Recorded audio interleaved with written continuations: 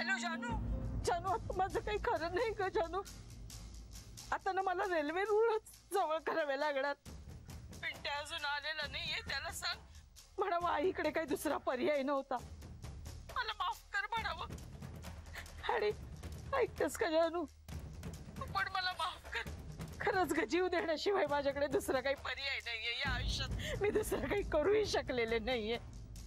आई तू शांत हो बघू आधी. आणि कुठे आहेस तू? मी चालले जीव द्यायला. आई तू असं काहीतरी बोलू नकोस, तुला माझी शपथ आहे, प्लीज.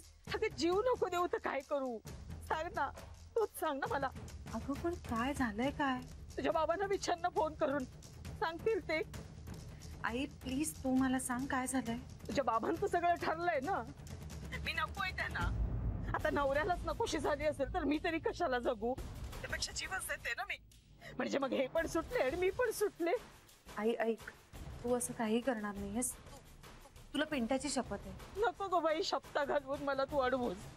तुला म्हटलं होतं ना मी, हे सारखे सारखे निंबाळकर वकिलांकडे जातात म्हणून. आई हे बघ तू शांत हो बघू आधी. आता तर कायमची शांत होते.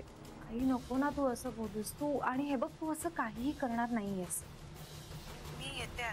हे बघ खरंच येते. मग आपण शांतपणे बोलूया. हा हे काही मला सुखाने जगू देणार नाहीयेत ग जानू. झाले ना तेवढे धिंडवडे पुरे झाले माझ्या आयुष्याचे.